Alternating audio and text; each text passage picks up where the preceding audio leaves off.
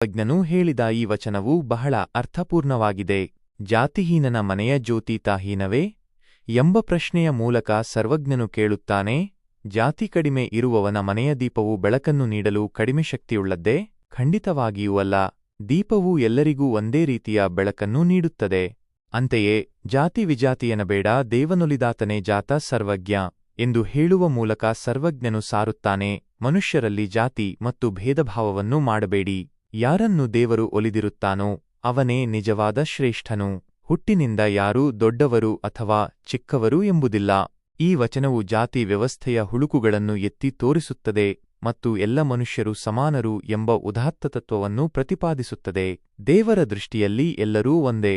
ಭಕ್ತಿ, ಸದ್ಗುಣ ಮತ್ತು ಒಳ್ಳೆಯ ಕಾರ್ಯಗಳೇ ಮನುಷ್ಯನನ್ನು ಶ್ರೇಷ್ಠನನ್ನಾಗಿ ಮಾಡುತ್ತವೆ, ಹೊರತು ಹುಟ್ಟಿದ ಜಾತಿಯಲ್ಲ ಎಂದು ಸರ್ವಜ್ಞನು ಈ ವಚನದ ಮೂಲಕ ತಿಳಿಸುತ್ತಾನೆ.